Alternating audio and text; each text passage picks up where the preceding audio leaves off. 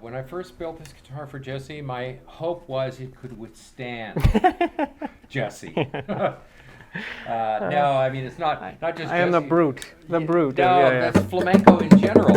Yeah, That's your job is to yeah. hit the guitar and bash it to bits. That's terrible. And yet at the same time, a flamenco guitar is made lighter than even a classical guitar. Yeah.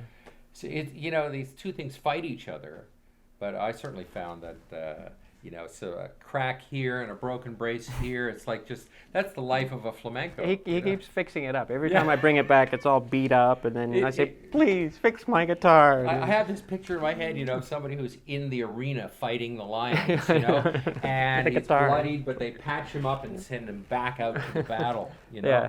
That's what it feels like, but it sounds so great, and it sounds so great in your hands. Well, thank you very much. Yeah, it really does. Well, and I was wondering if because I had asked for a cutaway, and when you take away that extra room for whatever air movement, if that was going to somehow impede the sound, but it doesn't seem to. I mean, it seems to really still project, right? Now, I've always found that, and yet, of course, it's affecting the air volume. There's no question, but not necessarily negatively. Yeah. Because you're removing it from the area of the body that's mostly built for support, and not more heavily than down here. Well, he wants me to buy another one, so I can have two. Oh yeah, he wants me yeah. I think it's a real mistake to have only one. It's a real mistake. Right?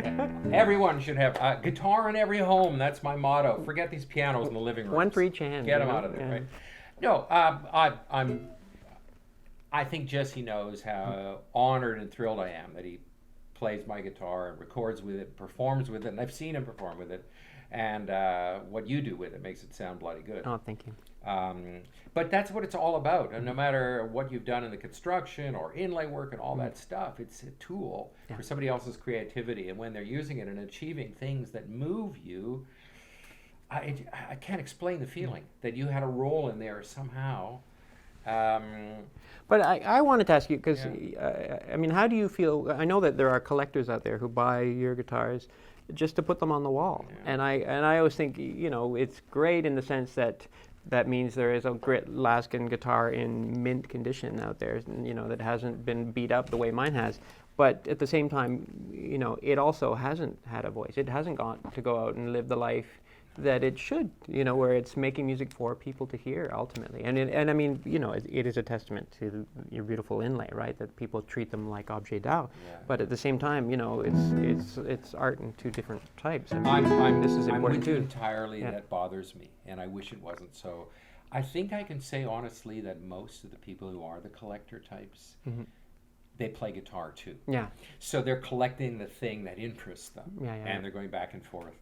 But I know it's not going to get a lot of playing. Or when they've ordered the fourth guitar from me, which I'm honored by, and it's great, and I can make my living, and all the great things about it. But at the same time, I know it's not becoming a loving relationship. Yeah. Which I think, and a good player, somebody like yourself, it just happens. It becomes so integral to your own creative output that you become inseparable in a way. Well, and that I always think that it's sort of your voice. It's an extension of your art, and it's traveling around. I mean, when James Keelahan goes off on tour, it's your instrument that is having the same career that James is having, or it's a verse similar to it. It's kind of parallel with him, and it's playing in those halls, and it's you in those halls. And the same with me when I go out on tour. I'm playing, but then so is your art. Your art is out there on that stage too, and that must be somehow gratifying to know that the more guitars you make, the more concert halls are being filled with this sound that you've created. I never thought of it that way, but I like that. I like that a lot.